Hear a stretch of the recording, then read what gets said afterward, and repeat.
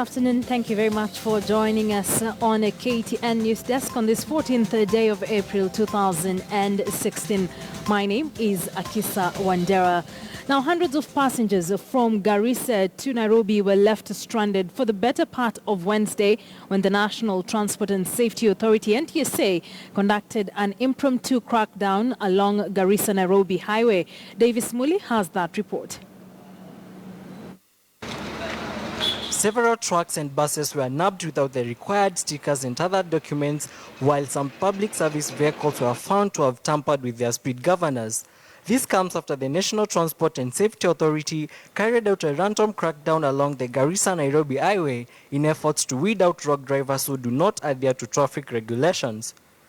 What will happen to those who will not comply is they are taken directly to court, and therefore the law will take it is the cause of action will be actually the rule of law will take its course of action. That is the way forward, and the charges are very many, depending on the cases, because some of them are having actually inspection problems. Some of them have actually tampered with the speed governor, and many others, for the case of PSV. Some of those nabbed were bread suppliers who complained of delayed delivery of the perishable products. Sasa nilikuwa hapa saa 12 mpaka saa hii niko hapa na wateja mpaka saa hii wananipigia umeenda wapi, na mkate yangu iko karibu kuchomeka. Askari ukiongelesha wao pia wenyewe wanakuambia hiyo ni idara nyingine. Sasa tuelewi kwa sababu operation iko kwa Garissa nzima. Lakini askari base commander mwenyewe anakuambia yeye ajui hiyo ni idara nyingine. Average of 2 accidents are reported weekly along the Garissa-Nairobi Highway, mainly attributed to speeding and reckless driving. Davis Muli, KTN News. Now, the Independent Policing Oversight Authority, IPOA, has today fitted 64 police officers for outstanding service in the force. IPOA says awarding professional and efficient police officers will contribute towards fulfilling the authority's mandate of professionalizing policing and providing civilian oversight over the work of the National Police Service as enshrined in the IPOA Act. Proven evidence from a study done by the Police Service Commission that shows from their vetting exercise, from the officers that they have vetted up to this point in time, that for every 10 officers that they have vetted, only 4 of them are really bad and should not be working. Those are the ones that they have kicked out, and we have helped them kick them out. So amongst these officers seated here or out there, many of them, a very silent majority. Out of every 10, 6 are not really bad. Only 4 have a problem.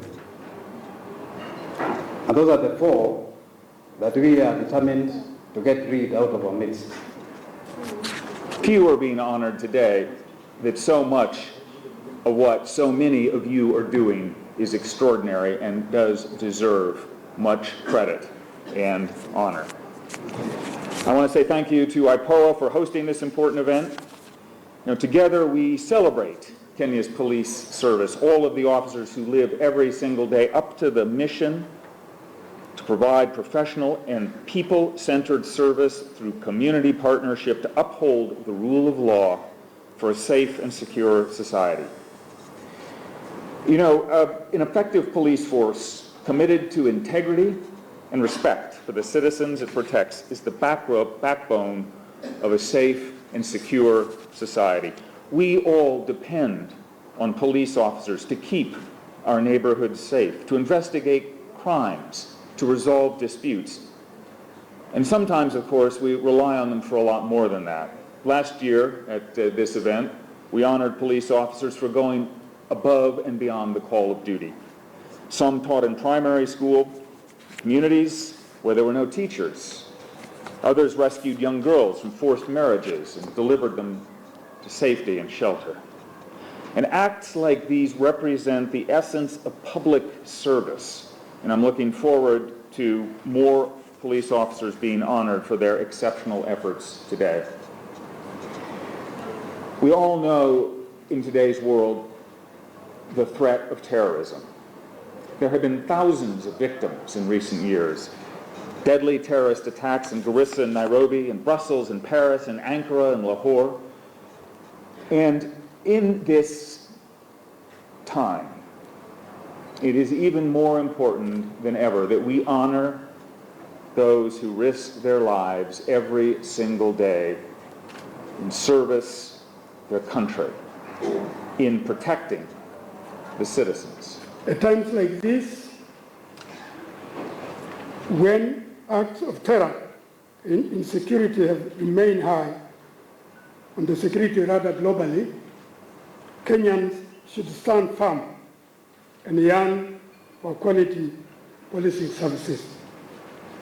Awarding any outstanding police officer or facility in such times through nomination by members of the public brings hope that the National Police Service is really on transformational agenda. For those who strive to stand out in an increasingly difficult and challenging policing environment, the award will set new policy standards where the public plays a crucial role in ensuring that quality democratic policing services are rendered and the best officers get recognized and appreciated.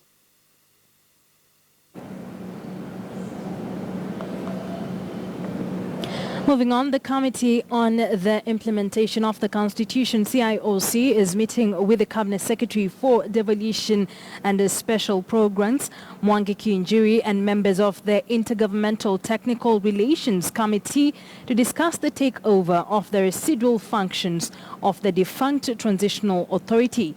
For more, we are now joining our parliamentary reporter, Patrick Amimo, who has been following closely those discussions. Patrick, what was the center of these discussions between the CS and the different organizations? Oh, thank you. Indeed, the meeting is ongoing. In fact, the Cabinet Secretary for Devolution, Mwangi Kiunjuri, is in attendance, together with the chairperson of the Intergovernmental Technical Relations Committee, Professor Karega Mutahi, and members of the National Assembly of the respective committee. And the issue at hand is the challenges facing the transition authority in this particular matter after the transitional authority handed over its residual functions to the Intergovernmental Technical Relations Committee. And some of the residual functions include that of unbundling and transfer of functions. There is also to do with audit of assets and liabilities. The other function has to do with the human resource and capacity building, and others is to do with civic education and public participation, and also legal and intergovernmental relations between the national and county governments. So already from the discussions that are there, the chairperson has indicated on some of the challenges that the Intergovernmental Relations Authority is facing, and one of these challenges has to do with, he says that the ministry has refused to transfer the budget that was once controlled by the Transitional Authority to this Intergovernmental Relations Authority.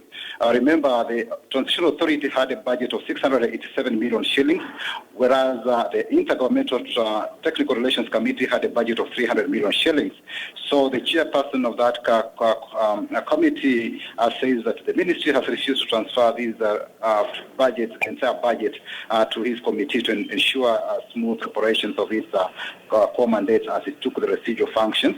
The other challenge, it says, is that to do with the vehicles. It says that this committee has not been facilitated, and in fact, it says that on an occasion in Machakos, the members of the Intergovernmental Transition Relations Committee had to use matatus or public service vehicles to get out of the function. I said that they are not regarded as members of the ministry, but as an entity that is not part of the ministry. So he wants the committee to be given its independence. But the minister has also responded and says that on matters budget, the Intergovernmental Transitional Relations Committee is not allowed to use, cannot get the budget that was meant for the Transitional Authority, whose tenure in office ended last month. And he says, if anything, then they can come on the table and discuss the budgetary provisions and see whether they can take some of the monies, and that is only subject to those negotiations. The other thing that the minister maintains is that they are distinct. The terms of reference between the Transitional Authority and this Intergovernmental Technical Relations Committee are at variance, and especially on assets and liabilities. He says, Mwangi Kiunjuri says he's a bit reluctant to transfer these assets to this Intergovernmental Transitional Relations Committee because these liabilities, there are technicalities that maybe the Office of the Attorney General and Parliament need to smoothen out because according to the law, the Transitional Authority was a person able to be sued, and here is an Intergovernmental Relations Committee, which is an agency. So the minister says those are the grey areas that needs to be resolved before the matter can move ahead. All right. Thank you very much, Patrick, for that report. Patrick is in Parliament, keeping us up to date with the meeting currently ongoing for Devolution Cabinet Secretary Mwangi Kiunjuri and members of the Committee on the Implementation of the Constitution. Now into business matters, the Capital Markets Authority and National Bank of Kenya officials are in a meeting with the Parliamentary Public Investments Committee to explain matters to do with the state of the banking sector and the increased volatility resulting from the CBK major cleanup exercise that has seen 3 banks placed under receivership in the last 9 months. Among the banks that have faltered on financial reporting are National Bank of Kenya, that reported a 1.2 billion shilling loss 6 months after posting a 2 billion profit in the last quarter of 2015. Exposure of non-compliance by banking institutions has led to failure to meet their financial obligations, causing panic withdrawals from depositors. Since Chase Bank was placed under receivership, the central bank has come out to cushion further panic withdrawals by pledging a credit facility to banks that might be going forward, experience volatility due to depositor uncertainty.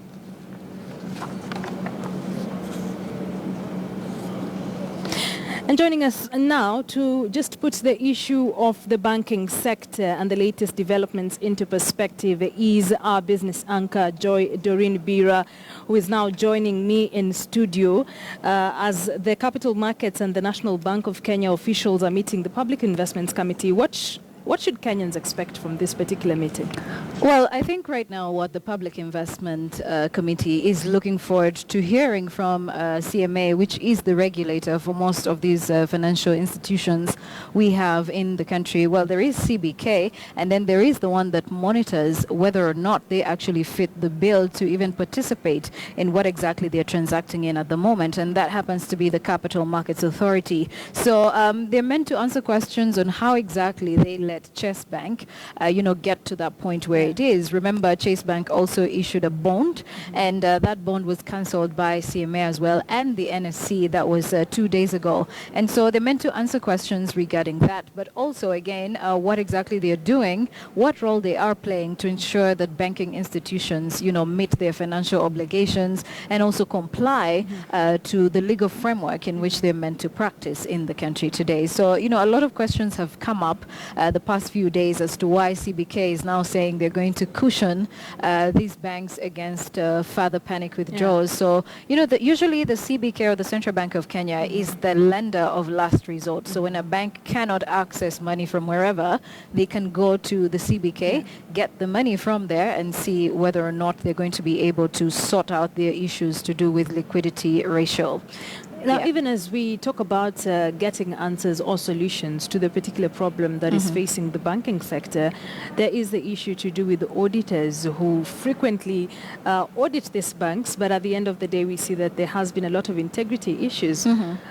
What is the role of editors to ensure that the integrity is maintained in the banking sector? Well, Akisa, I think the role of auditors right now is just like how as a news anchor, you would write a story and then there's somebody who has to go through it and fact check whether or not you mentioned President Uhuru Kenyatta in the way he's supposed to be mentioned, whether or not, if you were talking about figures about Kenya's population, if you said 40 and the editor knows it is 44, then he has to correct that. So that's pretty much the job, in simple terms, that's the job of auditors when they are dealing with going through the financial books of banking institutions. They're meant to fact check and make sure that these banking institutions are not going against, their financial obligations or even having, misreporting when it comes to their financial reporting of their books and their loan books specifically, because recently we've seen competition for banks where one bank wants to outdo the other when it comes to releasing of results,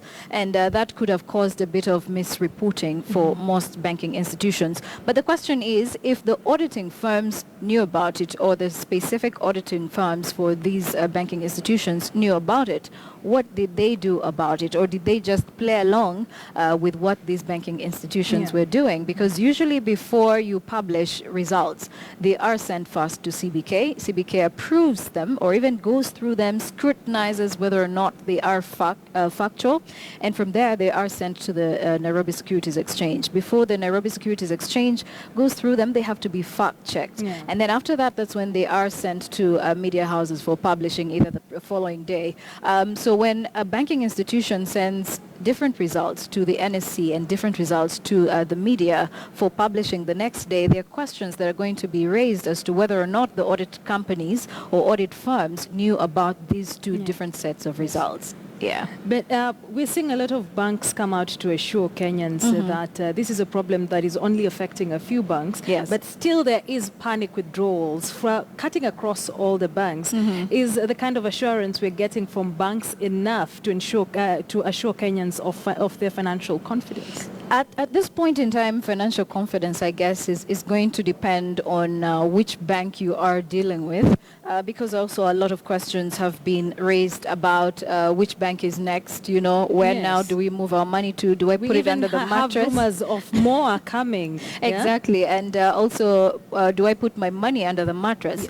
But, putting the money or getting your money out of the bank and putting it in your socks is not exactly the right thing to do right now, because it's even more insecure when you take your money out of the bank and take it home, because who knows, you might be robbed and lose your entire investment or your lifetime investment. But yes, I agree with you when it comes to the issue of financial confidence.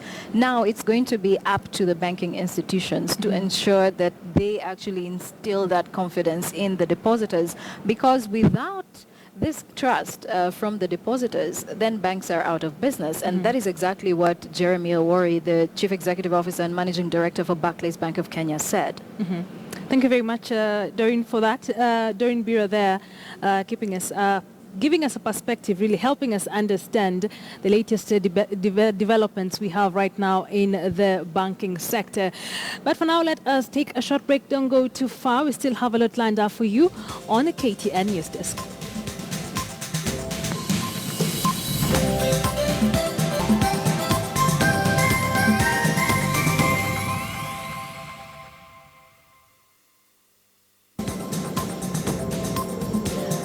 Welcome back. You're watching KTN NewsDesk. Now, the government is set to vaccinate at least 350,000 children aged below 5 years in Nakuru. This is after an outbreak of influenza virus types A and B, which has resulted in 39 deaths and more than 296 accumulated cases in the past 3 weeks. Health workers in charge of the influenza surveillance team monitoring the outbreak made a proposal to the national government to fund the program. The outbreak that has also spread to neighboring Baringo County, health experts warn that if not contained, could infect more vulnerable infants and the elderly. Nakuru North Sub-County has recorded the highest death toll of 15.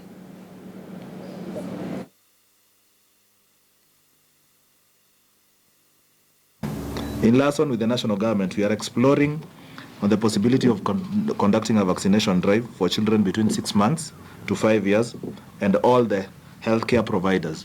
Personal hygiene, especially covering your mouth while coughing, that is using a handkerchief or tissue, should be enhanced. And wash of hands with water and soap when sneezing, when and after sneezing or coughing.